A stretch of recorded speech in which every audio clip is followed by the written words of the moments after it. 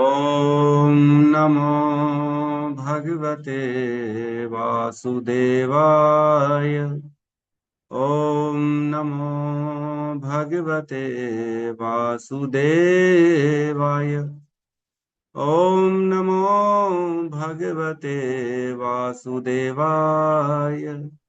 यः स्वानुभावम् अखिलं श्रुतिसारमेकम् आध्यात्मदीपम् अतितीर्षितां तमोऽन्धम् संसारिणां करुणयः पुराणगुह्यम् तं व्याससूनम् उपयामि गुरुमुनीनाम्। नारायणं नमस्कृत्य नरं चैव नरोत्तमं देवीं सरस्वतीं व्यासं ततो जयमुदीरयेत्। श्रवणतां स्वकथा कृष्ण पुण्यश्रवण कीर्तिनः हृदयन्तस्तो हि अभद्राणि विधुनोति श्रुहितसताम्। नष्टप्रायेषु अभद्रेषु नित्यं भागवत सेवया भगवती उत्तम श्लोके भक्तिर्भवति नैष्टिकी। श्रवणतः श्रद्धया नित्यं गृणतस्य स्वचेष्टितं कालेन नातिदीर्घेण भगवान् विशते हृदि। कृष्णाय वासुदेवाय देवकी नंदनाय च नंदगोपकुमाराय गोविन्दाय नमो नमः। नमः पंकजनाभाय नमः पंकजमालिने नमः पंकजनेत्राय नमस्ते पंकजांग्रिये। जय श्री कृष्ण चैतन्य प्रभु नित्यानंद श्री अद्वैत गदाधर श्रीवासादि गौर भक्त वृंद। हरे कृष्णा कृष्णा कृष्णा हरे हरे हरे राम राम राम हरे हरे। हरे कृष्णा कृष्णा कृष्णा हरे राम राम राम हरे हरे। हरे कृष्णा कृष्णा कृष्णा हरे राम राम राम हरे हरे।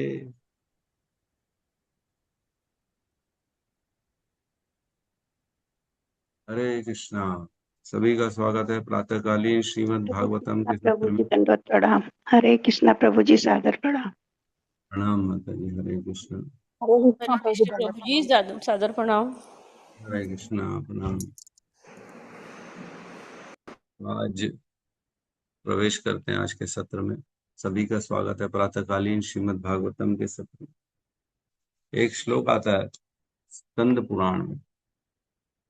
स्कंद पुराण का एक श्लोक आता है जिसमें कहते हैं वासुदेवम परित्याज्य यो अन्य देवम उपासते स्वमातरम परित्यज्य स्वपचिम वदन्ते ही सह।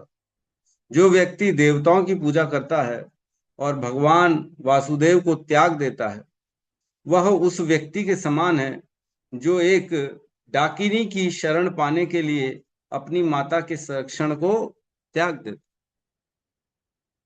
बड़ा सुंदर श्लोक है। मैंने पढ़ा, मैंने कहा शेयर करना चाहिए सबसे। क्या लिखा है? वासुदेवम परित्यज्य, जो वासुदेव का परित्याग कर देता है, और यो अन्य देवम उपासते, और अन्य देवताओं की उपासना करता है। अब क्या कर रहा है वो? कृष्ण की भक्ति छोड़ दिया है उसने, अन्य अन्य देवी देवताओं की उपासना कर रहा है। तो वो व्यक्ति कैसा है? उसने क्या कर दिया? तो कह रहे हैं स्वमातरम परित्यज्य, वह अपनी माँ का उसने परित्याग कर दिया। जो माँ है, जो बच्चे की कितना ख्याल करती है, उसके रोज उसको पवित्र करती है, उसको साफ करती है, नहलाती है, धुलाती है, खाना खिलाती है, गोद में उठाती है, घुमाती है, रोता है तो उसको खिलौने देती है, हर चीज प्रकार से उसकी व्यवस्था करती है सुख की। और कभी जरूरत पड़ी तो डॉक्टर के पास ले जाती है, इलाज कराती है। वह ऐसा व्यक्ति अपनी माँ का परित्याग कर रहा है और क्या कर रहा है? स्वपचिम वदंते ही सह। और स्वपचिम, जो डाकिनी है, बल्कि बच्चा खाने वाली स्वपचिम, वो जैसे पूतना आई थी ना सभी बच्चों को मारने के लिए, ऐसी कोई लेडी है, उसकी शरण में जा रहा है। स्वपचिम वदंते ही स, वो ऐसी स्त्री की शरण में जा रहा है अपनी माँ को छोड़ के। और ऐसी उपमा दी जा रही है कि वही व्यक्ति जो देवताओं को मतलब कृष्ण को छोड़ के देवताओं की शरण में जाता है, वो ऐसा व्यक्ति है जो अपनी माँ को छोड़ के ऐसी स्त्री की शरण में जा रहा है जो खुद मारना चाहती है, स्वपचिम। तो हमें कृष्ण की शरण में रहना चाहिए सदा सदा। कृष्ण ही एकमात्र ऐसे हैं जो कल्याण चाहते हैं। कल्याण चाहते हैं, इसका अर्थ बड़ा गहरा है। इच्छा पूर्ति करने अलग बात होती है और कल्याण करने में अलग बात। कई बार देखा गया है, गुरुदेव बच्चे को डंडा मार के सिखाते हैं। मैंने तो बहुत बचपन में मार खाई है, आजकल तो शायद मार बंद हो गई स्कूलों में। लेकिन मेरे को आज भी याद है, हमारे को हमारा सर एक था, तिवारी सर, बहुत मारते थे। अरे बाप रे, वो कौन सी छड़ी चुन चुन के लाते थे, बहुत मारते। अंदर ही अंदर बड़ी गंदी गंदी भावना निकलती थी। अरे इसको इतना मारता है, बच्चों को शर्म नहीं आती इसको, है इसके साथ ये हो जाएगा, इसके साथ वो हो जाएगा। तो ऐसा तरह तरह की हमारे हृदय में भावना आती थी। लेकिन आज जब हम उन चीजों को विचार करते हैं तो ऐसा लगता है अच्छा ही हुआ उन्होंने मारा, है ना। नहीं मारते तो हम कैसे पढ़ते, हम कैसे सीखते। तो गुरुदेव जो है, उनकी मार भी अच्छी है, गुरुदेव का प्रेम भी अच्छा है, गुरुदेव का ज्ञान भी अच्छा है। तो ऐसे व्यक्ति की शरण में जाना चाहिए जो हमें सही करना चाह रहा है, हमारे ठीक करना चाहता है, ना कि केवल हमारी इच्छा पूर्ति करना चाह रहा है। ऐसे व्यक्ति की शरण में नहीं जाना। तो देवता क्या करते हैं, हमारी केवल इच्छा पूर्ति करते हैं, लेकिन भगवान हमारा कल्याण करते हैं, कृष्ण कल्याण करते हैं। ये भेद बड़ा इंपॉर्टेंट है। जिस प्रकार गुरुदेव कृष्ण के अन्यत्र, भगवत गीता भागवतम के अन्यत्र कुछ बात नहीं करते, है ना। उनको कोई मतलब नहीं है आप बाकी जीवन में क्या कर रहे हो। आप भक्ति कर रहे हो तो आपको वो ज्ञान देंगे।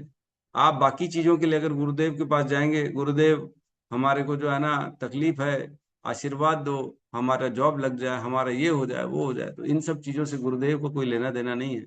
वो आपको मना नहीं करते, लेकिन फिर भी वो हृदय से बोलते ठीक है भाई, जॉब लग जाए तो कम से कम भगवान की भक्ति करेगा, इस उद्देश्य से उस पर कृपा करते हैं। क्योंकि भौतिक जरूरत भी जरूरी है, भौतिक चीजें भी, लक्ष्मी, थोड़ा सा घर में शांति, ये सब चीजें चाहिए, है ना? आटे में जो है नमक भी तो डालना है, ऐसा तो नहीं है कि नहीं डालना।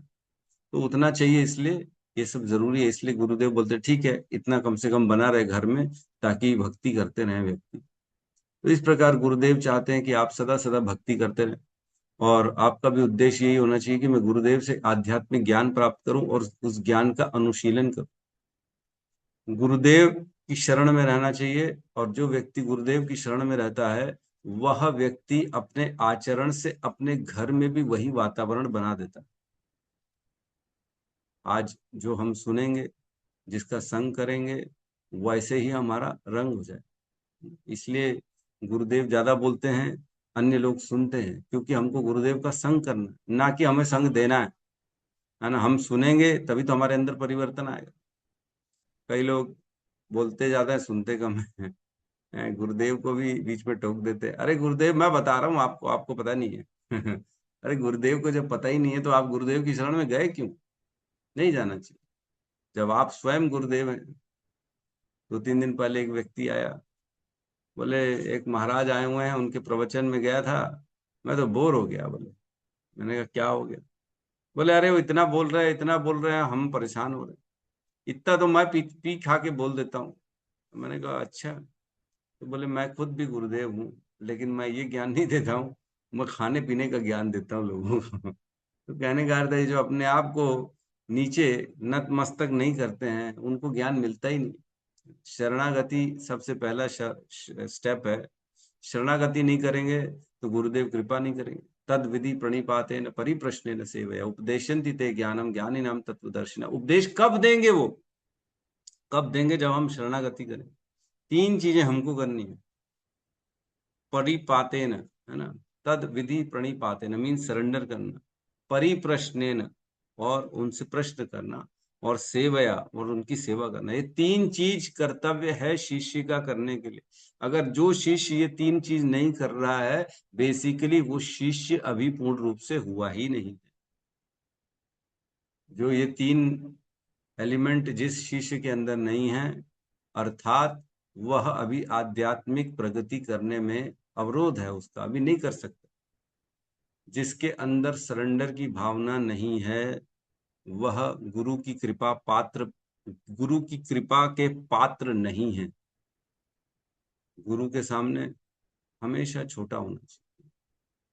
तो बड़ा सुंदर आता है, कहते हैं कि गुरु की गुरु की कृपा ही जो है शिष्य का सबसे बड़ा धन है। गुरु कृपा ही केवलम शिष्य से परम मंगलम। गुरु कृपा ही केवलम शिष्य से परम मंगलम। गुरु की कृपा ही परम मंगल देता है शिष्य को। कौन गुरु? ये व्यक्ति, हर आजकल क्या हो रहा है, हर किसी को कोई गुरु बोल रहा है, हर कोई गुरु नहीं है। गुरु कौन है? गु शब्दस्तु अंधकार स्यात्, रू शब्द तम निरोधिकः, अंधकार निरोधित्वा गुरु इति अभिधीयते। गुरु की डेफिनेशन बताई गई। गु शब्द का अर्थ है अंधकार, और रू शब्द है तम निरोधिकः, उस अंधकार से जो निकाल सके।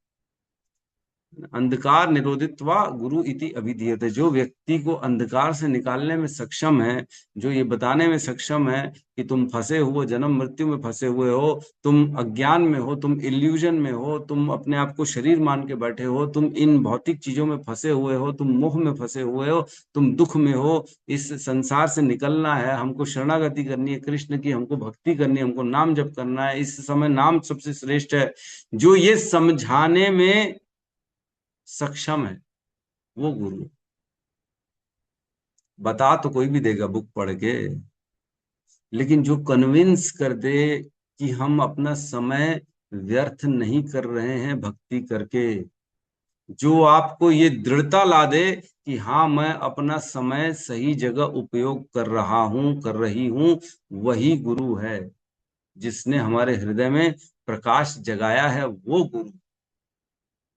न कि वो गुरु है जो खाली बोल रहा है और गुटखा खा रहा है और जो है अपने मजे कर रहा। वो नहीं। व्यक्ति जो है ऐसे व्यक्ति की शरण में जाए और उससे कृपा की याचना करे, तब उस शिष्य का परम मंगल होगा।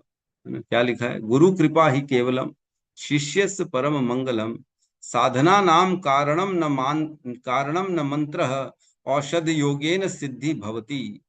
गुरु की कृपा ही शिष्य का परम कल्याण करती है। केवल मंत्रों के जप, जड़ी बूटियां, औषधि या योग के अभ्यास से सिद्धि या मुक्ति प्राप्त नहीं होती। इसके लिए वास्तविक और मुख्य आधार केवल सदगुरु की कृपा ही है। सदगुरु की कृपा ही केवल एकमात्र ऐसा मार्ग है जिससे शिष्य का कल्याण हो सकता है, अदरवाइज नहीं हो सकता। कहते हैं जो व्यक्ति अपने जीवन में सचमुच की जो है सुख चाहता है, सचमुच में तो सुख और झूठा मूठा सुख अलग होता है क्या? नहीं। जो व्यक्ति वाकई में असली सुख की इच्छा रखता है, असली सुख तो प्रभु हमारे को छोले भटूरे खाने में आ जाता है। कभी कभी हम बढ़िया सुंदर सुंदर कपड़े खरीद के आते हैं मार्केटिंग के, तो बड़ा सुख मिलता है प्रभु हमारे को, क्या बताएं आपको। तो वो असली सुख नहीं है, वो अभी इल्यूजन है, अभी हम बड़े भ्रम में हैं। हम वस्तुओं से सुख की प्राप्ति सोच रहे हैं, जब वस्तुओं का ही शाश्वत रहना नहीं है। वस्तु तो स्वयं खुद जो है काल के चक्र में है, खुद कभी ना कभी नाश होने वाला है। तो उससे मिलने वाले सुख की कैसे कल्पना कर सकते हैं कि वो शाश्वत हो जाए, जिसका नेचर स्वयं शाश्वत नहीं है। जो वस्तु टेम्पररी है, उस टेम्पररी वस्तु से हमें क्या परमानेंट सुख मिल जाएगा क्या? मोबाइल हो, गाड़ी हो, घर हो, बंगला हो, ऐसी कौन सी चीज है जिसमें परिवर्तन नहीं हो रहा? अपने आप को देख लें तो हमारे शरीर में ही कितना परिवर्तन हो गया, बताओ। फोटो देख के बोलते अरे ये मैं हूं, ये मेरा फोटो है। अरे बाप रे, मैं कैसा था, मैं कैसा बदल गया हूँ। अरे खुद आप बदल जा रहे हो तो दूसरों की कल्पना करते हो कि वो आपके साथ सदैव सदा ऐसे ही रहेंगे। बहुत बड़े भ्रम में। हर व्यक्ति जो दिख रहा है आज, वो कल परिवर्तन हो जाएगा उसके अंदर, वो वैसा रहेगा ही नहीं। ये काल का प्रभाव है। काल सब में परिवर्तन ला देता है, ये काल का नेचर है। जो अपना है वो पराया हो जाएगा, जो पराया है वो अपना हो जाएगा, है कि नहीं? तो जो व्यक्ति टेम्पररी चीजों से परमानेंट सुख की खोज कर रहा है, वो बहुत बड़ी गलत फहमी में है। वो, उसको अभी इल्यूजन है, भ्रम में है, अभी वास्तविकता उसने प्राप्त नहीं करी है। तो जिसे असली सुख की इच्छा रखता है उसे क्या करना चाहिए? इसका आंसर आता है 11.3.21, 11.3.21 में। तस्मात् गुरुम प्रपद्येत जिज्ञासु श्रेय उत्तमम शाब्दे परे च निष्णातः ब्रह्मण ब्रह्मण्युपशम आश्रयम।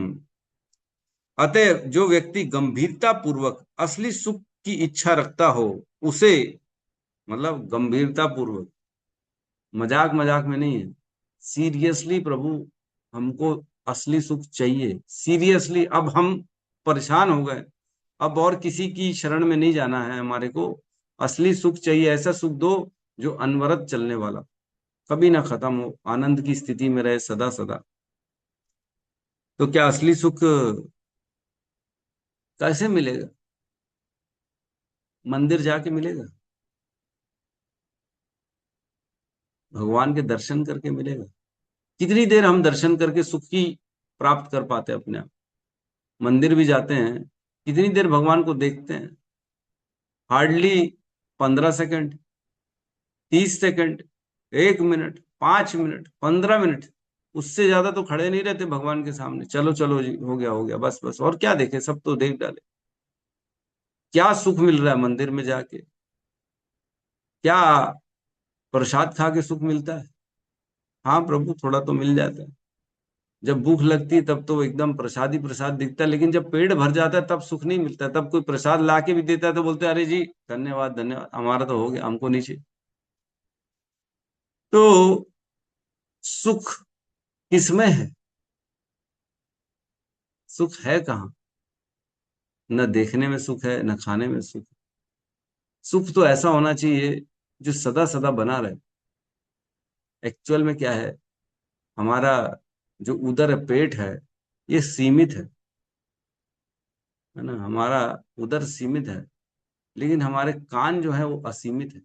उसमें आप जितना डालो जितना डालो जितना डालो, वो लेने के लिए तैयार है। आकाश तत्व है हमारा कान, लेकिन हमारा पेट जो है वो पृथ्वी तत्व है, उसमें आप ज्यादा नहीं डाल सकते। आकाश में आप कितना ही डाल दो, कोई फर्क नहीं पड़ता।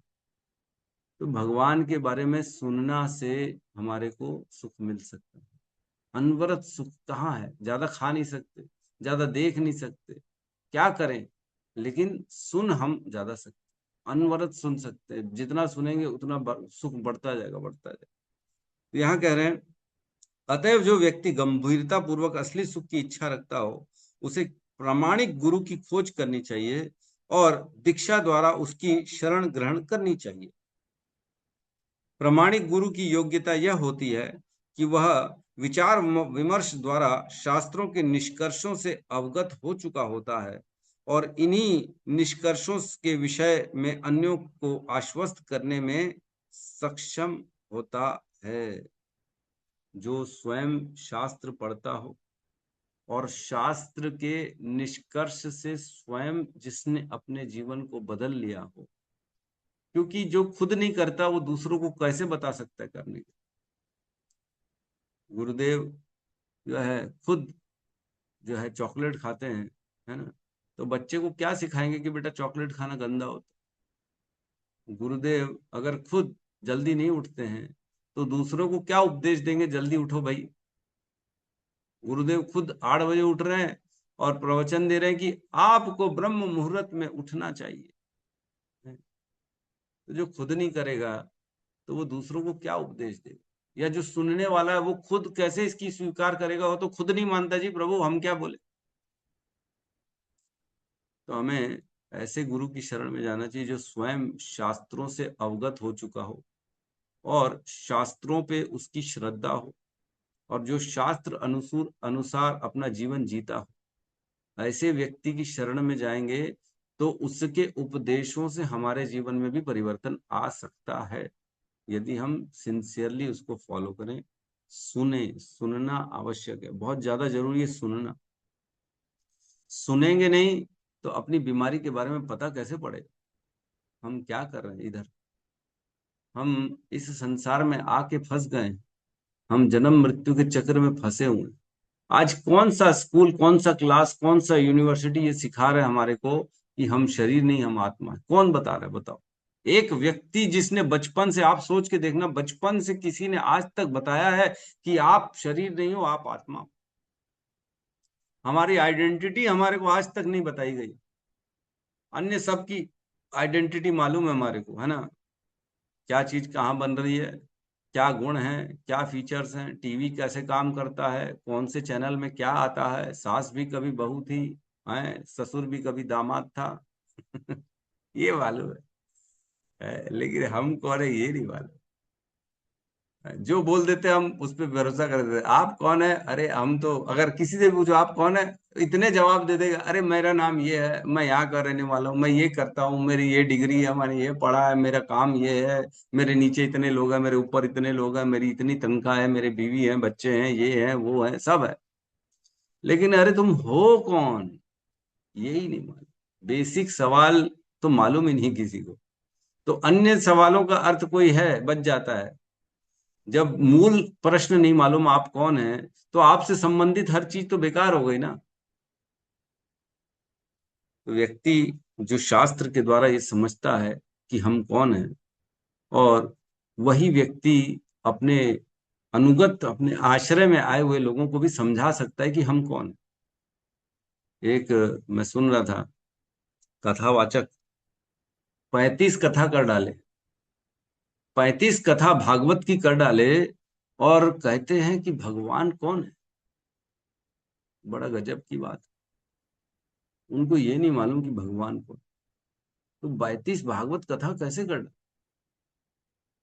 लोग केवल रटना जान रहे हैं, वो सुन रहे, क्लासेस चल रही है, ये जो है ना, कृष्ण जन्म की लीला बता दो, है ना, और रुक्मणी विवाह बता दो, और जो है लोगों को बढ़िया थोड़ा सा नाच गाना करा दो, और क्या करा दो, थोड़ा सा और एक दो उनका आसुर वध बता दो, है ना, पूतना वध बता दो, कृष्ण का जो है विवाह बता दो, सब बता दो, बस यही है भागवत, और तो कुछ नहीं है। लेकिन जो मूल प्रश्न है वो यही मालूम नहीं है किसी को भी, भगवान कौन है, हम शरीर है कि आत्मा, ये नहीं। तो जो स्वयं शास्त्र के अनुसार जीता है, शास्त्र के अनुसार अपने आचरण को जिसने बदल दिया है, वही गुरु हमारे को हमारा भी रास्ता बता सकता है, अदरवाइज कोई और नहीं बता सकता। जिसने स्वयं अवगत हो चुका है, ऐसे महापुरुष जो समस्त भौतिक धारणाओं को त्याग कर भगवान की शरण ग्रहण कर ली है, उन्हें प्रामाणिक गुरु मानना चाहिए।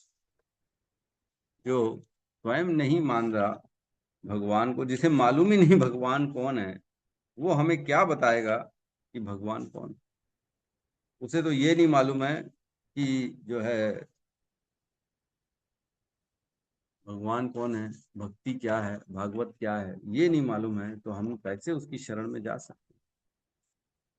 तो हमें बच के रखना चाहिए, ऐसे लोगों से शरण में नहीं जाना चाहिए। हमें भगवान की भक्ति करनी चाहिए, जो गुरु ने सिखाया है। गुरु कृपा ही केवलम शिष्यस परम मंगलम। तो एक श्लोक आता है बड़ा सुंदर, जिसमें कहते हैं अंधा यतैर अंधेर उपनीय माना, है ना, तो वही मैं ढूंढ रहा था। इस संसार में क्या हो गया है, हमने अंधों को अपना लीडर बना लिया है। जो अंधा होता है वो क्या दूसरे को मार्ग दिखा सकता है?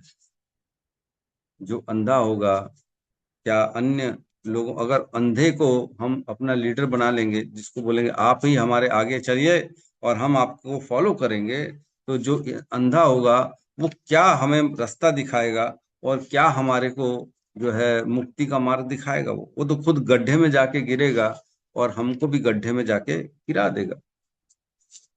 तो हमने क्या किया है इस जीवन में, जो अंधे हैं उनको अपना लीडर बना लिया है। जैसे बॉलीवुड जैसे नेता, इनको क्या मालूम है? क्या इन्होंने शास्त्र पढ़े हैं? क्या इन्हें इतना तक मालूम है कि आप शरीर नहीं हो, आप आत्मा हो? ये तक नहीं मालूम है, तो वो क्या हमें सिखाएंगे कि जीवन में करना क्या है? उनको तो ये भी नहीं मालूम है। तो हमें ऐसे लोगों से कभी भी जो है संग नहीं करना चाहिए, ऐसे लोगों को कभी भी अपना लीडर नहीं मानना चाहिए। श्लोक आता है 7.5.31, 7-5-31, न ते विदु स्वार्थ गतिम ही विष्णु दुराशया ये बह्यर्थ मानिनः अंधा यथा अंधेर उपनीयमाना ते अपि ईश तंत्रयाम उरुदामिनः बुद्धः। जो लोग भौतिक जीवन के भोगों की भावना से बंधे हैं और जिन्होंने अपने ही समान बद्ध इंद्रिय विषयों से आसक्त अंधे व्यक्ति को अपना नेता या गुरु स्वीकार कर रखा है, वे यह नहीं समझ सकते कि जीवन का लक्ष्य भगवत धाम को वापस जाना तथा भगवान विष्णु की सेवा में लगे रहना है। जिन्होंने अपने जैसे ही लोगों को अपना गुरु बना लिया। अरे हमको क्या पीना पसंद है ना, हमको ऐसा गुरु चाहिए जो खुद भी पीता हो, हमको भी पिलाए और ज्ञान दे। मैं जानता हूं ऐसे लोगों को जो ऐसा गुरु ढूंढते हैं जो हमको ना नॉनवेज और कम से कम अल्कोहल अलाउ कर दे, हम तो ऐसे लोगों की शरण में जाएंगे। वो लोग ढूंढते ही ऐसा गुरु है जो हमें भोग करने की इजाजत दे दे, जो हमको विकर्म करने दे, जो हमारे पे रोक टोक ना लगाए। हम ऐसा गुरु चाहते भैया, हमारी जो मर्जी हो वो तो करे, कम से कम जीवन तो जी लें। तो तुमको तो खाली जीवन जीना, इंद्रिय तृप्ति करनी है, तो कैसे अपने जीवन में भगवान की प्राप्ति होगी? भगवान के लिए कहते हैं भगवान is very possessive lover. Krishna जो होते हैं बहुत पॉजेसिव हैं, वो किसी और को बर्दाश्त नहीं कर सकते। अगर हमारे जीवन में किसी और के लिए थोड़ी भी इच्छा है तो भगवान अपने आप को हमारे हृदय में प्रकट नहीं करते, प्रेम नहीं देते। जब तक हम सब चीजों का त्याग करके केवल कृष्ण के प्रति प्रेम नहीं रखते, तब तक भगवान हमारे साथ जो है ना, वह प्रेम को आदान प्रदान नहीं करते। भगवान चाहते हैं या तो मैं, सिर्फ मैं और कोई नहीं। जहां हम रहेंगे वहां और कोई नहीं रहेगा, कृष्ण कहते हैं। इवन चाय की इच्छा भी नहीं रही। अगर आप चाय के लिए भी इच्छा करते हैं तो भी भगवान कहते हैं चाह ठीक है, पहले तू अपनी एक इच्छा पूरी कर ले। जिस दिन तेरी इच्छाएं सारी खत्म हो जाएंगी, जिस दिन तेरे को सिर्फ मेरी इच्छा होगी, तब मैं तुझे मिलूंगा, अदरवाइज मैं तुझे नहीं मिलूंगा। फिर तो तू संसार में ढूंढते रहो ना, जो जो तेरे को चाहिए ढूंढते रहो, कोई प्रॉब्लम नहीं। तो लोग क्या करते हैं, अपने इच्छा अनुरूप अपने लीडर को चुनते हैं। ऐसे नेता चाहिए जो हमें भोग कराने दे, ऐसा गुरु चाहिए जो हमें भोग की परमिशन दे। तो जो भोग में खुद लगा है वह आपको कैसे मार्ग दिखा सकता है? जिस प्रकार अंधे व्यक्ति द्वारा ले जाया गया दूसरा अंधा व्यक्ति यही सही सही मार्ग भूल सकता है और गड्ढे में गिर सकता है, उसी प्रकार भौतिकता से आसक्त व्यक्ति अपने ही जैसे दूसरे व्यक्ति द्वारा मार्ग दिखलाए जाने पर सकाम कर्म की रस्सियों द्वारा बंधे रहते हैं, जो अत्यंत मजबूत धागों से बनी होती हैं। और ऐसे लोग तीन प्रकार के कष्ट सहते हुए पुनः पुनः भौतिक जीवन प्राप्त करते रहते हैं। अंधे को गुरु बनाएंगे अपना, और अंधा खुद भी अंधा, वो भी अंधा, दोनों अंधे, और जाएंगे गड्ढे में गिर जाएंगे। और क्या करेंगे? क्योंकि उनकी दृष्टि तो है ही नहीं। वो तीनों, वो लोग बहुत मजबूत रस्सियों से बंधे हुए हैं, गुणों की रस्सियां जो हैं, सकाम कर्म की जो रस्सियां उससे बंधे हुए हैं, तो वो कहाँ दूसरों को मार्ग दिखा सकते हैं? गुणों की रस्सी इतनी मजबूत होती है कि व्यक्ति तोड़ने में बहुत बहुत मुश्किल होती, तोड़ टूटती नहीं है। श्रील प्रभुपाद कहते थे जो व्यक्ति के हाथ पैर बंधे हुए हैं और वो पानी में डूब रहा है, उसकी मदद कौन कर सकता है? दूसरा व्यक्ति जिसके हाथ पैर बंधे हुए हैं, वो मदद कर सकता है? नहीं कर सकता। उसका तो खुद का हाथ पैर बंधा है, वो क्या मदद करेगा? वो तो चल नहीं सकता अपनी जगह से। जिसके हाथ पैर बंधे हैं तो वो दूसरे की मदद कैसे करेगा? केवल वही व्यक्ति मदद कर सकता है जिसके हाथ और पैर खुले हैं। वही जाके बंधन खोल सकता है, क्योंकि उसके खुले हुए हैं। जिसके बंधे हुए हैं वो नहीं मदद कर सकता। तो जो व्यक्ति जिनके विचार गुणों से बंधे हुए हैं, वह व्यक्ति कैसे दूसरों का उद्धार कर सकता है, कैसे दूसरे को ज्ञान दे सकता है, जो कि खुद स्वयं भ्रमित है गुणों के द्वारा। जो व्यक्ति मुक्त है उसी के द्वारा, उसी की टीचिंग्स, उसी की शिक्षा से हम ये जान सकते हैं कि मैं तीन गुणों के द्वारा बंधा हुआ हूं और मेरे को इन तीनों गुणों के पार जाना है, कृष्ण की प्राप्ति करनी है। ये संसार केवल भोगों के लिए बनाया गया है। माया का एक ही काम है, कैसे आपके जीवन से समय को चुरा ले। माया यही कर रही है, रोज, हर रोज मिशन में निकलती है सुबह सुबह। आज कैसे इसका जीवन से मैं समय को चुरा लूं, इसको पता ही ना पड़े। कैसे इसको टीवी में फंसा दूं, कैसे इसको प्रेम में फंसा दूं, है ना, लड़का लड़की का प्रेम, आकर्षण, कैसे अन्य अन्य भोगों में इसको फंसा दूं, है ना। मार्केटिंग करने चले जाएगा व्यक्ति, बाजार करने जा रहे हैं प्रभु, 4-5 घंटे लग गए। अरे इतना समय, अरे देख रहे थे नई नई चीज आई बाजार में, क्या अच्छा है क्या नहीं है, उस वो देख रहे थे, देख रहे थे, लेना नहीं था, नहीं नहीं बस देख रहे थे, समय व्यर्थ कर दिया। हाँ हाँ, क्या करना है प्रभु, टाइम पास तो करना। टाइम पास फल्ली लोग खा मूंगफली खाते लोग, टाइम पास कर रहे हैं। एक दिन यही टाइम हमको पास कर देगा। बोलते हैं ना, ही पास्ड अवे, वो चला गया। क्यों? क्योंकि इसने समय व्यर्थ कर दिया, और वही समय, वही काल ने उसको आगे अगली योनि की ओर धक्का दे दिया। बोले चलो अब तुम्हारा समय हो गया, निकलो। तुमने बहुत समय को पास किया ना, टाइम पास किया, मतलब समय को पास कर दिया। तो जितना समय था जीवन में उतना समय तुमने पास कर दिया, अब आगे जाओ तुम, यहाँ अब तुम्हारी जगह नहीं।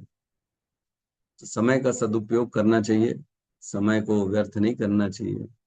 समय ही एक हमारी धन है, जिसका उपयोग करके हम भगवान की प्राप्ति कर सकते हैं।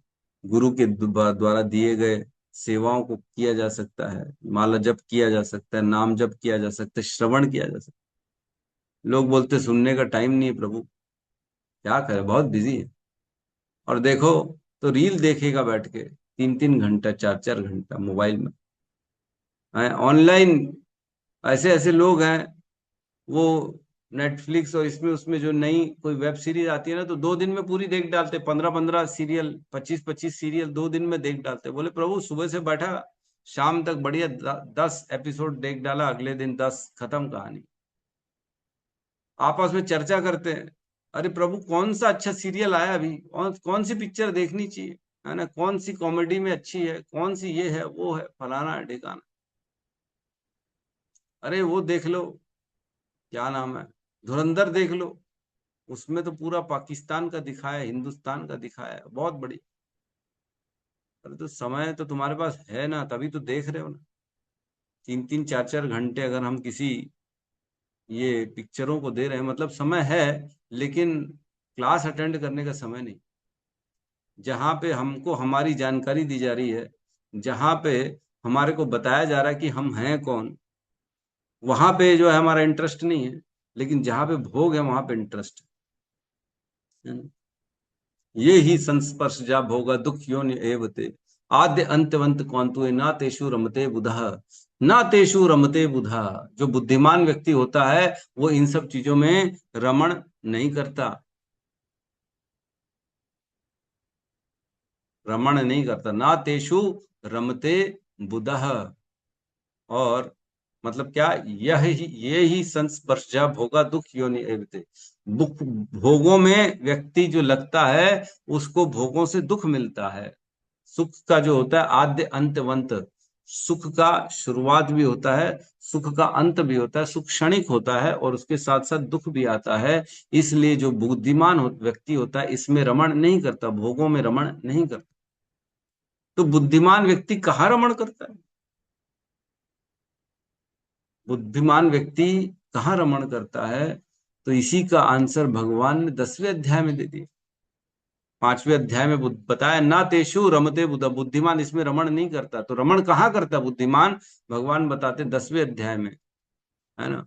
मत चित्ता मत गत प्राणा बोधयंतस परस्परम, कथयंतश्च माम नित्यम, तुष्यन्ति च रमन्ति च। कहाँ रमण करता है वह? वह मेरी कथाओं में रमण करता, वह मेरी बातों को आपस में करते हैं लोग, और उसमें रमण करता है, तुष्ट भी होता है और उसी में रमण करता है। और वहां क्या बताते 5वें अध्याय में, न तेषु रमते बुधा, उसमें रमण नहीं करता बुद्धिमान व्यक्ति, लेकिन कहाँ रमण करता है, भगवान की कथाओं में, भगवान के नाम में, गुण में, रूप और लीलाओं में, है ना? तो हमें, अगर बुद्धिमान व्यक्ति है तो वो भोगों में नहीं लगेगा, बुद्धिमान व्यक्ति है तो कहाँ लगेगा, वो भगवान की कथाओं में लगेगा, भगवान के गुणों को सुनेगा, समय निकालेगा, रोज आएगा, क्लास अटेंड करेगा,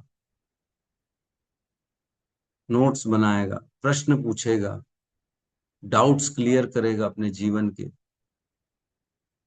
डाउट्स क्लियर करेगा, भगवान कौन है, मैं कौन हूँ, शरीर में करना क्या है, ये आत्मा क्या करती है, काल कैसे है काम करता है, कर्म कैसे काम करता है, मन कैसे काम करता है, मन और आत्मा में क्या भेद है, मन और बुद्धि में क्या भेद है, कौन से कर्म करने चाहिए, कौन से कर्म नहीं करने चाहिए, ये सब चीजों का प्रश्न खोलेगा, पूछेगा, पूछेगा तो उत्तर मिलेगा, नहीं आएगा, सोता रहेगा तो उसको क्या उत्तर मिलेगा, तो भोगों में लगा हुआ है, उसी को लगाया, ठीक। लोग कहते हैं कि आपको मन जो है भक्ति में लग गया है ना, आपको भक्ति में प्रसन्नता मिलती है, इसलिए आपका मन खुश रहता है, इसलिए आप वो करते हो, और हमारा मन घूमने में उसको आनंद आता है तो हम वो करते हैं। अरे आप पहले समझो तो सही कि मन को कराना है, मन तो क्या है, आपसे कराता रहेगा, पूरा भ्रमण ही कराता रहेगा, मन के चक्कर में रहोगे तो संसार में घूमते रह जाओगे, मन को कंट्रोल करोगे तभी भक्ति कर पाओगे, मन का विषय नहीं है ये बुद्धि का, समझदारी का, बुद्धिमान व्यक्ति का विषय है। बुद्धिमान व्यक्ति मन की बातों में नहीं आता, बल्कि मन को कंट्रोल करता है। कहते हैं पूरा संसार जीत लिया, लेकिन जिसने मन को नहीं जीता वो किस बात का शक्तिशाली। जो सिकंदर था, जब पूरा आधा संसार जीत के इंडिया आया था, तो इंडिया में आया, तो इंडिया में रास्ते में कहीं जा रहा था, तो साधु एक मिला, साधु को बोला उठो, प्रणाम करो मुझे, मैं जीत चुका हूं, आधा वर्ल्ड जीत चुका हूं, आधा संसार मैंने जीत लिया, मैंने परास्त कर लिया आधे संसार को। साधु कहता है, अरे तुम तो मेरे दास के दास हो, मैं तुम्हें क्या प्रणाम करूं। तो सिकंदर बोलते कैसी बात करते हो, मैं तुम्हारे दास का दास हूं, कुछ भी बात करते हो, मैं पूरे पृथ्वी को जीतने वाला हूं, समझते नहीं हो, सब मेरे दास है, तुम भी मेरे दास हो, उठो प्रणाम करो। तो बोलते नहीं नहीं, तुम मेरे दास के दास हो। कैसे दास हो, तो बोले तुम मन के दास हो, अपनी इंद्रियों के दास हो, और मैं इंद्रियों और मन को जीत चुका, मैं इनका स्वामी हूं, मैं मन और इंद्रियों का स्वामी हूं, और तुम मन और इंद्रियों के दास हो, तो तुम क्या हुए, मेरे दास के दास हो गए कि नहीं हुए। तो उसकी बुद्धि ठनकी, अरे मैं किससे पंगा ले लिया, ये किससे बात कर लिया मैं। तब जाके सिकंदर को समझ में आया कि जितना मैं ये हाहाकार मचा रहा हूँ, ये प्राप्त कर लूं, वो प्राप्त कर लूं, ये प्राप्त कर लूं, इससे कुछ हासिल होने वाला नहीं। असली शक्तिशाली कौन है, जिसने अपनी इंद्रियों को, मन को जीत लिया। व्यक्ति एक्चुअल में जीत उसे कहते हैं। संसार में लोगों को जीत लेना, संसार में अपनी इच्छा पूर्ति कर लेना, इसे हम शक्तिमान नहीं कह सकते। शक्तिमान कौन है, जिसने अपने मन को कंट्रोल कर लिया, वह शक्तिमान है ना। पता लगा बात बाहर तो बातें करता है, घर में ही जो है परेशान है, मन के प्रति इतना ज्यादा लाइत रहता है कि जो मन बोलता है वही करता है। तो ऐसे व्यक्तियों से बच के रहना चाहिए, है ना, हमें सदा सदा भगवान की शरण में रहना चाहिए। तो आज लगता है 6:45 तो बज गए ऐसे ही। हम्म। ठीक है। तो बेसिकली कहने का अर्थ ये है, व्यक्ति को दृष्टि चाहिए, है ना। दृष्टि कौन देता है, गुरु देते हैं। ओम ज्ञान तिमिरंधस्य ज्ञानांजन शलाकया चक्षुरुन्मीलितम येन तस्मै श्री गुरुवे नमः। मैं ऐसे गुरुदेव को प्रणाम करता हूँ जिसने मुझे चक्षुर, आंखें दे दी हैं देखने की, क्या देखने की? क्या पहले नहीं देखता था? कि पहले भी तो देखता था। तो गुरुदेव को क्यों प्रणाम कर रहे हैं? और ऐसा क्या गुरुदेव ने कौन सी दृष्टि दे दी कि जो है व्यक्ति उसको प्रणाम कर रहा है? कह रहे हैं ओम अज्ञान थे मेरे अंदर से, जिसने मेरे जीवन के अज्ञान को दूर कर दिया। ज्ञानांजन शलाका है, जिसने ज्ञान की शलाखा मुझे प्रदान कर दी। तो ज्ञान की शलाखा मीन्स क्या ज्ञान दे दिया? उसने आध्यात्मिक ज्ञान दे दिया, उसने बता दिया रास्ता, उसने ये समझा दिया कि हम गलत रास्ते चल रहे थे। सही रास्ता पुत्र ये है, सही रास्ता बेटा ये है, इसको फॉलो करो। ऐसे गुरुदेव अज्ञान को मिटा दिया। क्या अज्ञान मिटा दिया? कि मैं करने वाला हूं, मैं काम करता हूं, मैं फल लाता हूं, मेरी मेहनत से काम हो रहा है। आधा संसार तो इसी में ही बेचारा परेशान है, उसको लगता है करने वाला मैं हूं, मैं सैलरी ला रहा हूं, मैं कमा रहा हूं, देखो मैंने कितनी प्रतिष्ठा हासिल कर ली है, देखो मैं कितना बुद्धिमान हूं, देखो मैं कितना स्मार्ट हूं, देखो करने वाला मैं हूं। प्रकृते क्रियामणानि गुणे कर्माणि सर्वशः अहंकार विमूढ़ आत्मा कर्ता अहम इति मन्यते। ये केवल अहंकार है जिसके कारण व्यक्ति को लगता है कि करने वाला मैं हूं।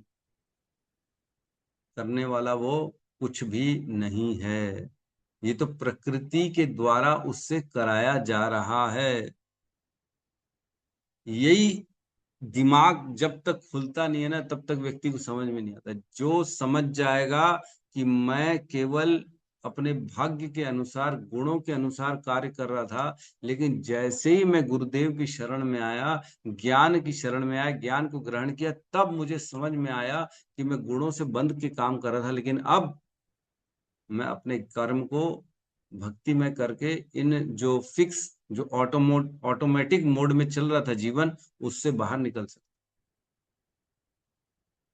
जो व्यक्ति पैदा होता है उसका पूरे जीवन का सुख दुख, जन्म मृत्यु, यश अपयश पहले से निर्धारित हो जाता। जिस दिन पैदा हुआ उसके पहले से ही निर्धारित हो गया कि उसके जीवन में कितना सुख आएगा, कितना दुख आएगा, कितना यश आएगा, कितना अपयश आएगा, और कब जन्म होगा, कब मृत्यु होगी, ये पहले से ही निर्धारित हो गए। 6 चीजें पहले से ही फिक्स हो जाती है जीवन में। तो बचा क्या?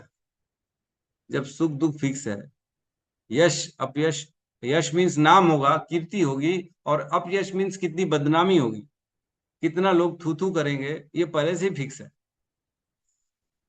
पहले से ही फिक्स है, सोचो।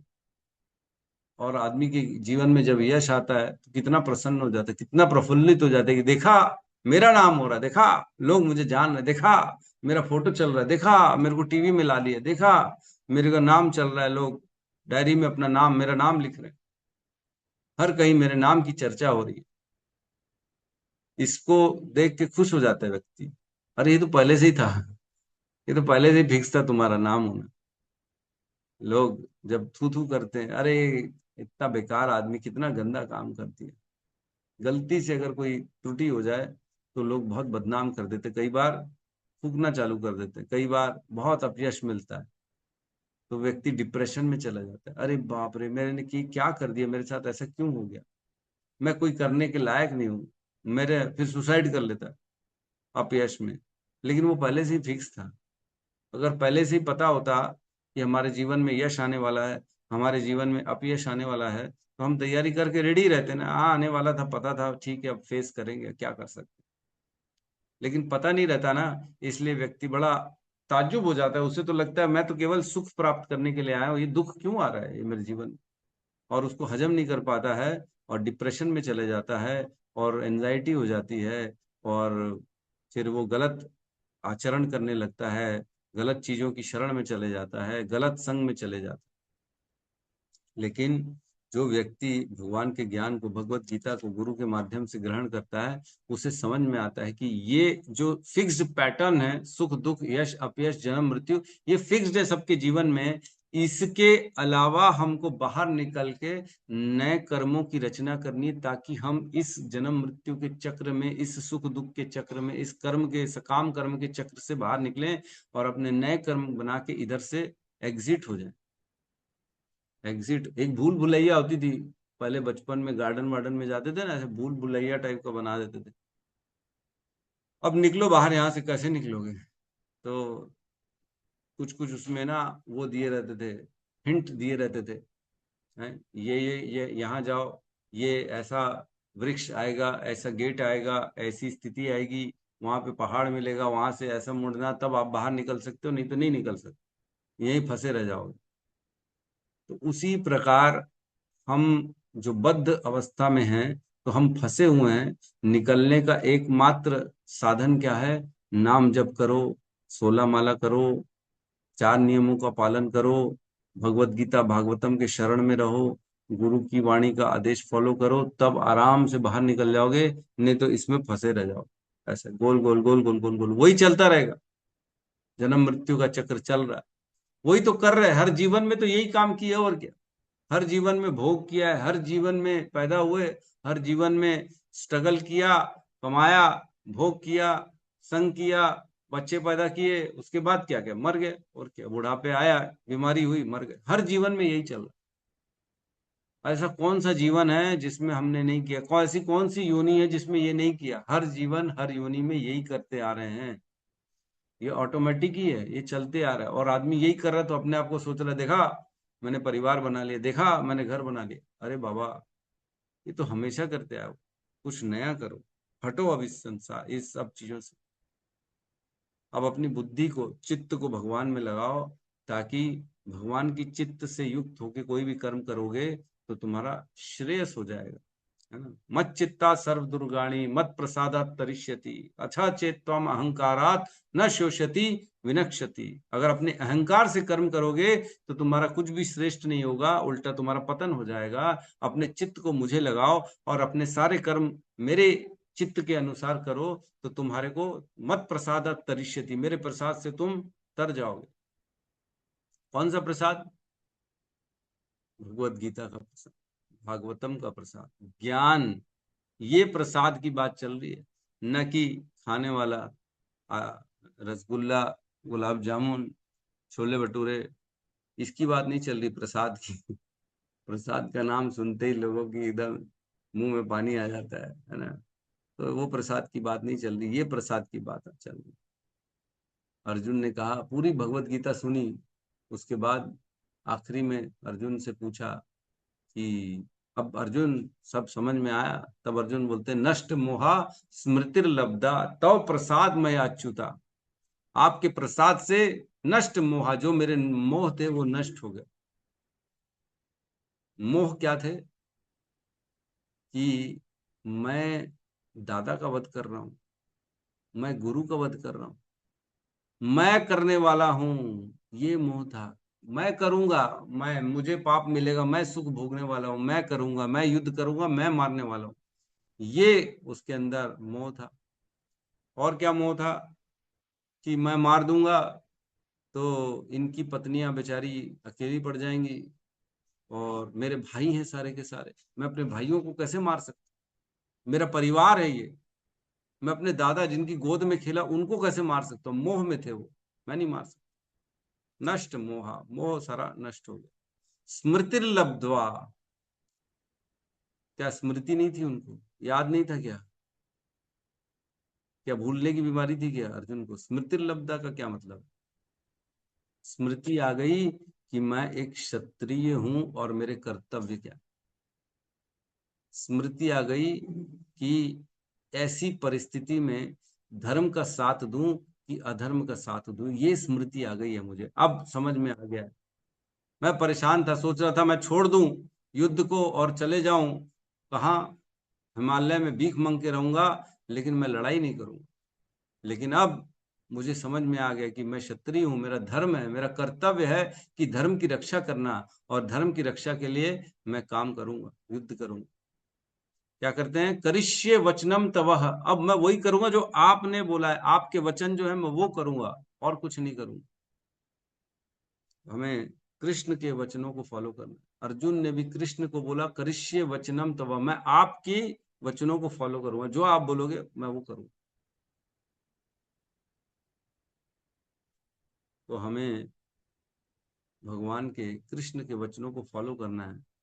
भगवत गीता में भगवान ने हमें जो जो आदेश दिए हैं उनको फॉलो करना है। क्या क्या आदेश दिए हैं? यत् करोषि यद अश्नासि यद जुहुषि ददासि यत् तपस्वेसि कौन्ते तत्कुरुष मदर्पणम। हे अर्जुन, जो तुम करते हो, जो भी तुम खाते हो, जो भी तुम दान देते हो, जो भी तुम तपस्या करते हो, तद कुरुष मद अर्पणम, बस मुझे अर्पण करते करते करो, बस ये करना। और मन मना भव मद भक्तो मद्याजी माम नमस्कुरु माम एवेशिष्युक्त एवं आत्मानं मत परायण। हे अर्जुन, अपना मन मुझे दे दो, मेरी भक्ति करो, मुझे प्रणाम करो, मुझे नमस्कार करो।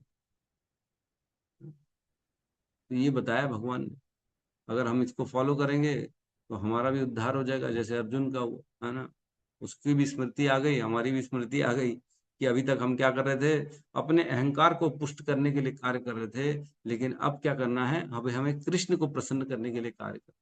करिष्ये वचनम, तो हमको आज भी प्रण लेना चाहिए कि हे भगवान, अब मैं भी प्रण लेता हूं कि करिष्ये वचनम, तो आपने जो वचन दिया है, आपने जो वचन बोला, मैं वही काम करूंगा और कुछ नहीं करूंगा संसार में।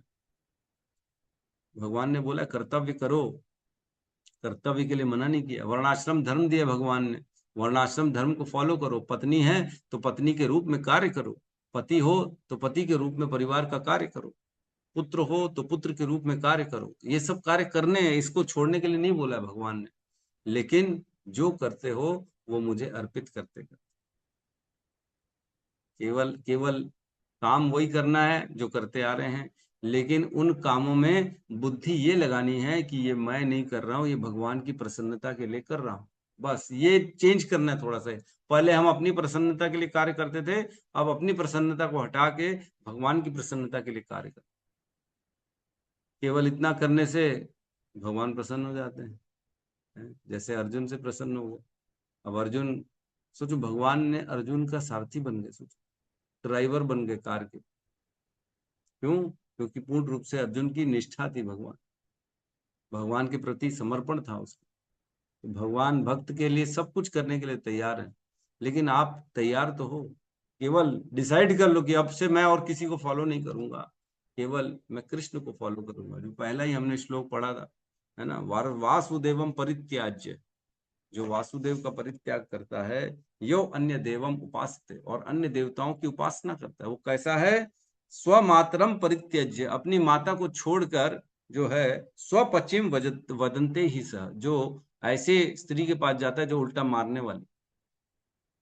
तो हमको कृष्ण की शरण में रहना है, और कृष्ण की शरण में रहते रहते उनके आदेशों को गुरु के माध्यम से समझ में आएगा कि क्या आदेश दिया उन्होंने।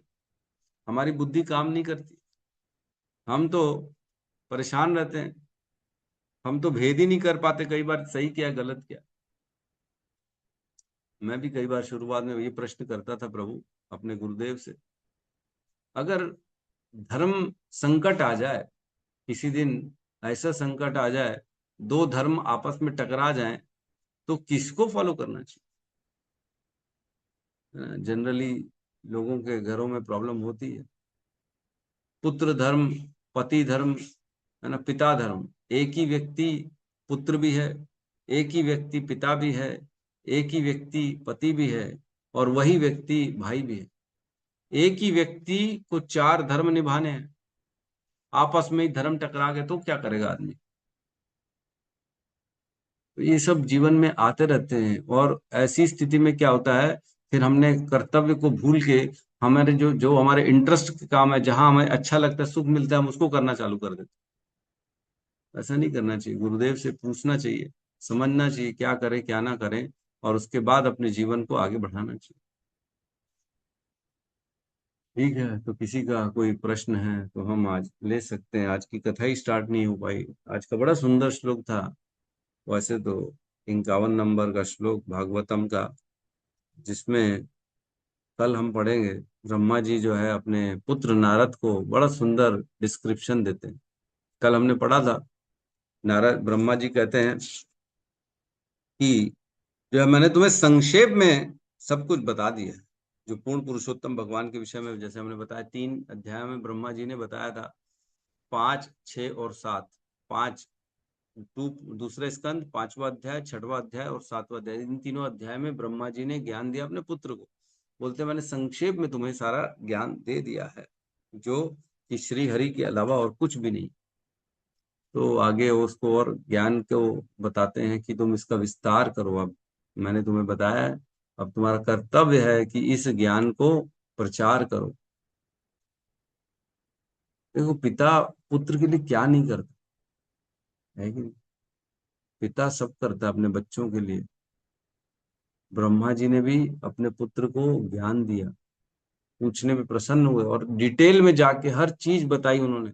हर चीज, कैसे माया काम कर रही है, कैसे भगवान जो है तीनों गुणों से परे हैं, कैसे जो है भगवान के दिव्य शरीर जो है वो कैसे इस संसार में विश्व रूप के बारे में बताया, कैसे भगवान हर कण कण में है, भगवान ही सबको प्रेरणा दे रहे हैं, भगवान ही ब्रह्मा और शिव के भी परे हैं, भगवान ही ब्रह्मा और शिव को अपॉइंट करते। ब्रह्मा जी की अपॉइंटमेंट जो है भगवान के द्वारा होती है। शिव जी जो हर रहे हैं इस संसार में, जो संहार कर रहे हैं, वो भी भगवान के वश में रहते हुए कर रहे हैं। तो ये सब भगवान के अंतर्गत हो रहा है, वो इस चीजों का वर्णन करते हैं। तो पिता अपने पुत्र को सारा ज्ञान देता है और पिता चाहता है कि जो मैंने ज्ञान दिया है, पुत्र अब उस ज्ञान को समझे और उसके हिसाब से जीवन चलाए और उस ज्ञान का प्रचार करे। अच्छा ज्ञान होता है तो प्रचार करता ही है। लेकिन लोग आज की डेट में अपने पुत्र को ये ज्ञान कोई देने के लिए तैयार नहीं है ना। आजकल के पुत्र ये ज्ञान लेने के लिए भी तैयार नहीं। लेकिन ये पिता का कर्तव्य है कि वो ये ज्ञान दे। माता हो पिता हो, ये हमारा कर्तव्य है कि अपने बच्चों को सिखाएं, माला जप सिखाएं, भगवान का ज्ञान दे, भगवत गीता के 2 श्लोक बुलवाएं। तभी तो हमारा उद्धार होगा, तभी तो उनका उद्धार होगा। नहीं तो वो तो फंसे रह जाएंगे अन्यों के द्वारा। फिर जो है अन्य धर्म के जो प्रचारक हैं उनसे फिर इन्फ्लुएंस हो जाएंगे, बोलेंगे हमको तो पता ही नहीं हमारे धर्म के बारे में, हमको तो बताया ही नहीं हमारे माता पिता ने भगवान है कौन। हमको तो लगा शायद चंद्रदेव, इंद्रदेव, शिव जी ये भगवान है। हमारे यहाँ तो 33 करोड़ भगवान है। लोग ऐसे बोलते 33 करोड़ भगवान है। हमारे यहाँ तो बहुत सारे भगवान है, जो भी भगवान चाहो उसकी सेवा कर लो। तो बच्चों को पता ही नहीं है कुछ, इसलिए उनको लगता है, दूसरे धर्म वाले उनको जो है बेचारों को कंफ्यूज कर देते हैं। राम भगवान है तो अपनी बीवी को कैसे ढूंढ रहे थे, उनकी बीवी चुरा के ले गया रावण और जो है वो बेचारे रो रहे थे, ये भगवान है तुम्हारे? अपनी बीवी को छोड़ दिया, ऐसे कौन सा भगवान होता है? अपनी बीवी को अग्नि में डाल दिया, ये कैसा भगवान होता है? तुम्हारे भगवान तो भगवान नहीं है। शिव जी की पत्नी सती, वो जल के राख हो गई, रो रहे हैं शिव जी, ये कैसा भगवान है तुम्हारा? गोद में लेके उठा रहे हैं, पूरे ऊपर ऊपर घूम रहे हैं, ऐसा थोड़ी भगवान होता है, ये भगवान नहीं है। तो कहने का अर्थ है लोग भड़का देंगे और बेचारे अज्ञान में रह के भड़क भी जाएंगे। तो उनको समझाना पड़ेगा कि भगवान कौन है, ये सब लीलाएं क्यों होती, कैसी होती, क्या होता है क्या नहीं होता है। ये हमारा कर्तव्य है, हम उनको समझाएं। जैसे अपने उद्धार के लिए हम सुन रहे हैं, वैसी अन्य आश्रितों का उद्धार भी करना हमारा जिम्मेदारी। अब आप अपना कर्तव्य करो, अब वो नहीं बिल्कुल मानने के लिए तैयार है तो ठीक है, कोई बात नहीं, आपने अपना कर्तव्य कर लिया। हमने उसको बहुत समझाया बच्चों को, लेकिन नहीं मानते, अब क्या कर सकते। ठीक है, लेकिन अपना कर्तव्य तो करें। जैसे किसी न किसी को, पहले मेरे को यही लगता था कि धर्म के प्रचार के लिए किसी न किसी को तो आगे आना पड़ेगा, किसी न किसी को तो घर से निकलना पड़ेगा, किसी न किसी को तो शास्त्र पढ़ने पड़ेंगे, किसी न किसी को तो प्रचार करना ही पड़ेगा ना, किसी न किसी को तो बोलना ही पड़ेगा। नहीं तो कैसे ये धर्म का प्रचार होगा? मैं यही सोचता था। फिर लगता था ठीक है, अगर भगवान शक्ति देंगे तो मैं करूंगा, जरूर करूंगा। और भगवान ने धीरे धीरे शक्ति दी मेरे को, तो आज मैं प्रयास करता हूँ कि धर्म के बारे में बताया जाए, है ना, जो अध्यात्म का ज्ञान जो लुप्त होते जा रहा था उसका प्रचार किया जाए, लोगों को बताया जाए। वैसे तो सब श्रील प्रभुपाद ने तैयार करके दे दिया हमारे को, केवल क्या करना है, उसी का दोबारा रिपीट टेलीकास्ट करना है और कुछ नहीं करना।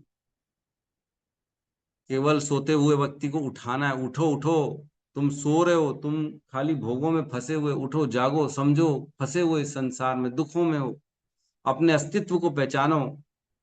ये अवसर मिला है, कल हमने पढ़ा था, ये जीवन अवसर है हमारे को भगवान की प्राप्ति का, और अगर इस अवसर को खो दिया तो फिर पता नहीं दोबारा कब मिलेगा ये अवसर, नहीं तो नहीं मिलेगा तो छूट जाएगा, फिर तो परेशान रहेंगे अनेक करोड़ों करोड़ों जीवनों में। फिर पता नहीं कब भगवान की भक्ति मिलेगी, नहीं मिली तो पता नहीं भटकते चले जाएंगे, भोगों में चले गए तो और गर्हित कर काम करेंगे, और अन्य और गहरी गंदगी योनियों में जाना पड़ेगा, और भगवान से दूर होते चले जाएंगे, होते चले।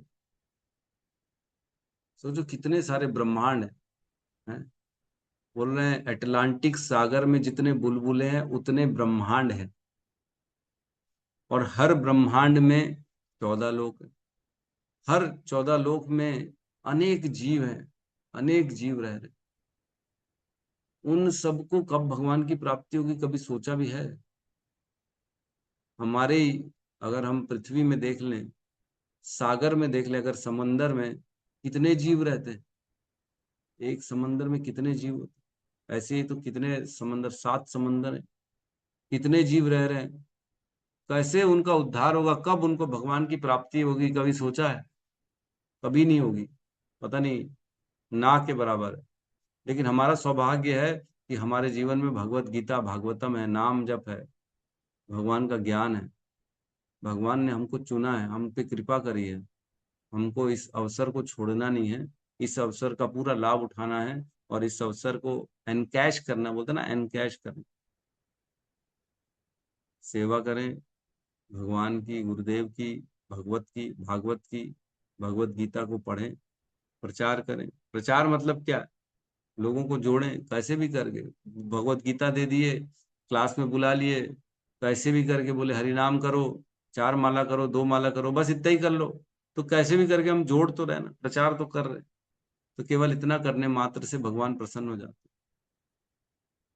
कई लोगों को सेवा भी दो तो उनको अखरता है, प्रभु किससे पूछ के सेवा दी आपने, किससे पूछा आपने? अरे भगवान का प्रचार करना, यही तो काम है, भगवान ने यही तो हमको सौंपा है। और इसमें भी अगर हम ये पूछते रह जाए कि तुमने हमसे पूछा कि नहीं पूछा, अरे तुमको नहीं करना मत करो, लेकिन कम से कम दूसरों का मनोबल तो मत डाउन करो। खुद भी नहीं करना है, दूसरों को भी नहीं करने देना। भगवान सब व्यवस्था खुद ऑलरेडी कर चुके हैं, ऐसा नहीं है कि हम कर रहे हैं। ये अवधारणा अगर हम अपने हृदय में डाल दें कि करने वाला मैं हूं, प्रचार तो मैं कर रहा हूं प्रभु, मैं ही तो सारे फंक्शन ऑर्गेनाइज कर रहा हूँ, मैं ही तो स्नान यात्रा करा रहा हूँ, मैं ही तो रथ यात्रा निकलवा रहा हूँ। अगर ऐसा विचार आ गया तो पतन होना चालू हो जाए। हम नहीं कर रहे, ये भगवान कर रहे हैं। जिसके जिसके पास भगवान की भक्ति जानी है, भगवान उसकी व्यवस्था करते ही है। भगवान अपने कार्य स्वयं करते हैं, हम तो निमित्त मात्र भव सव्यसाची। अर्जुन को कहते हैं, हे अर्जुन तुम केवल निमित्त हो, मैं तो पहले से धारण कर दिया और निर्धारित कर दिया इन सब का वध होना ही है, समस्त कौरवों का वध होना है। तुम एक निमित्त हो, निमित्त बन जाओ तो तुम्हें इसकी कीर्ति मिल जाएगी। निमित्त नहीं बनोगे तो तुम्हें कीर्ति नहीं मिलेगी, दूसरे को मिल जाएगी, दूसरे के द्वारा कर रहा हूं। बहुत सुंदर शील अभी उस दिन प्रशांत मुकुंद प्रभु ने आंसर दिया, एग्जाम्पल दिया। मेरे पास में 2 लाठी है, सपोज करो, एक सीधे हाथ में रखी हुई है, एक उल्टे हाथ में रखी हुई है, 2 लाठी रखी हुई है ना? और सांप आया, उसको मैंने मार दिया सांप को। कोई भी एक लाठी उठाई, उससे मार दिया सांप को। तो जिस लाठी से मारा, अगर वो लाठी बोलने लगे कि मैंने मारा देखो सांप को, तो क्या लाठी ने मारा? ये तो मेरी इच्छा हुई ना, मैंने कौन सी लाठी से उसको मार दिया। ये लाठी नहीं होती तो मैं इधर वाली से मार देता, मार तो देता मैं। अगर लाठी को अहंकार हो जाए कि मेरे द्वारा ये कार्य किया गया, मैंने मारा, मैं किया हूं ये कार्य, तो ये बहुत बड़ी उसकी भ्रम है। उसने कुछ नहीं किया है, वो तो निमित्त मात्रेण है। ये नहीं होती, वो नहीं होती तो तीसरी से ला के मार देते, लेकिन मार देते। दोनों नहीं होती तो भी मर जाता वो सांप। क्यों? क्योंकि मारने वाले की इच्छा थी उसको मारना। तो हम क्या है? केवल लाठी हैं। भगवान की इच्छा से कार्य हो रहा है, भगवान चाह रहे कार्य होना, तो हो के रहेगा। हम करें चाहे ना करें, हमारे करने न करने से कार्य नहीं होते हैं। कार्य तो भगवान की इच्छा से होते हैं। हमें क्या करना है, भगवान की इच्छा में अपनी इच्छा को मिला देना है, तभी भगवान की कृपा मिलती है, अदरवाइज कृपा नहीं मिलती। तो कभी ऐसा ना सोचें कि मैं करने वाला हूँ, भगवान स्वयं करा लेंगे, आप करें चाहे ना करें। इस प्रकार की धारणा को ना रखें हृदय में, और सदैव ये सोचें कि मुझे मौका मिला है भगवान की सेवा करने का, तो मैं सेवा करूं। भगवान की सेवा कैसे भी करें, गुरु के माध्यम से करें, है ना, जैसा ठीक लगे। भगवान का नाम जब भी भगवान की सेवा है ना, भगवान के भक्तों की सेवा भी भगवान की सेवा है, और जो भी अन्य अन्य सेवाएं मिलती है वो भी सारी सेवाएं। तो कैसे भी करके भगवान की सेवा करें और अपने जीवन को सफल बनाएं। ठीक है, तो किसी का प्रश्न है तो हम ले सकते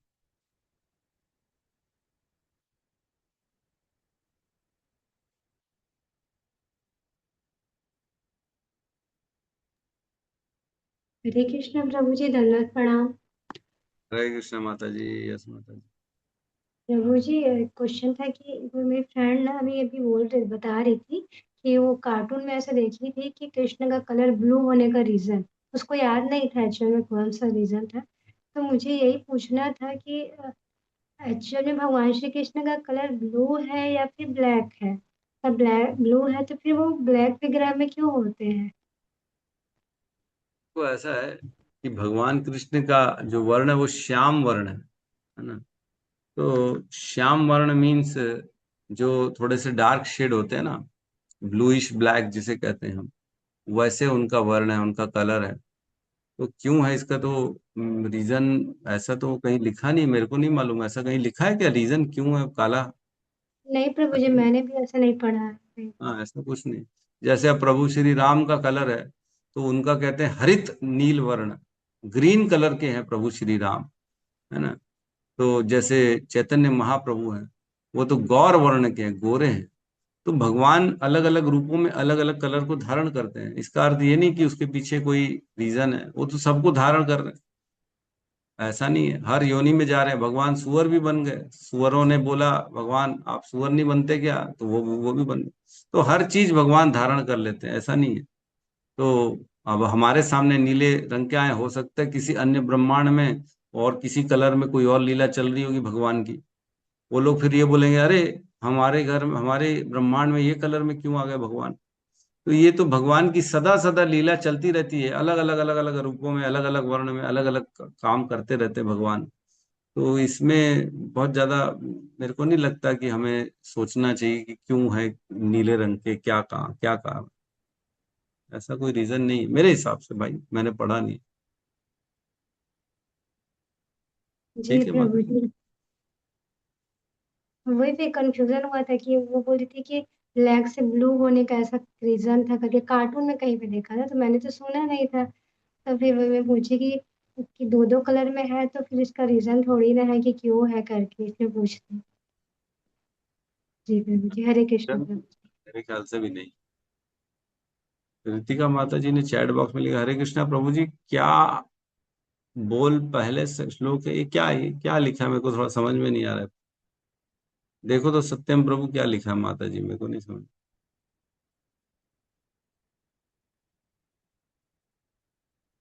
यस रितिका माता जी बोलिए, क्या बोलना चाह रही है।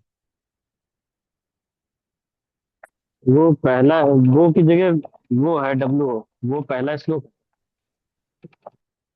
अब बोलने दो ना, वो खुद ही बोल रही है। यस बोलिए माता जी। हरे कृष्णा प्रभु जी। हाँ माता जी। प्रभु जी, आप एक मतलब पहला जो श्लोका बोले थे वासुदेव परित्यज्य करके, तो क्या ये वो श्लोका है? हाँ अच्छा, ये वही श्लोक है क्या, मैं एक मिनट देख लेता हूँ। मैंने देखा नहीं। वासुदेव परित्याजयो अन्य देवम उपासते स्वमातरम परित्यज्य स्वपची वदन्ते ही सर। इसमें स्वपचिम लिखा है, और उसमें हाँ वो स्वपचिम, यस वही बराबर है, एकदम सही, यही वाला है। जी प्रभु जी, धन्यवाद। धन्यवाद। यस दीप्ति माता जी। हरे कृष्ण प्रभु जी। प्रणाम माता जी। यस। प्रभु जी, मेरा प्रश्न थोड़ा सा अलग से है। प्रभु जी, मेरे पड़ोस में कोई मुसलमान रहते हैं और वो हज के लिए गए थे। अब उनसे मेरी अच्छी बनती है, और वो हज से आए तो अपना कुछ प्रसाद और वो पानी में, जैसे हमारा गंगा जल होता है वैसे उनका कुछ जल होता है, वो सब उन्होंने मेरे हाथ में दे दिया। और तो मैं उसका क्या करूं प्रभु जी? ठीक है, सब मिलके हरे कृष्ण महामंत्र का उच्चारण करते हैं। हरे हरे कृष्ण कृष्ण हरे हरे कृष्ण कृष्ण हरे कृष्ण हरे राम हरे राम हरे राम राम राम राम हरे हरे हरे राम राम राम हरे हरे हरे राम राम ग्रंथराज श्रीमद् भागवतम की जय। समस्त भक्त वृंद की जय। जय जगत गुरु शील प्रभुपाद की जय। जय निताई गौर प्रेमानंदे हरि हरि बोल। हरि बोल हरि हरि बोल। हरे कृष्णा प्रभु जी सादर प्रणाम। सादर प्रणाम। बहुत कृष्णा धन्यवाद प्रभु प्रभु जी, जी। दंडोत प्रभु प्रणाम। जी थैंक यू। प्रभु जी आपका बहुत बहुत धन्यवाद। हरे साष्टांग कृष्ण साष्टांग हरे कृष्ण।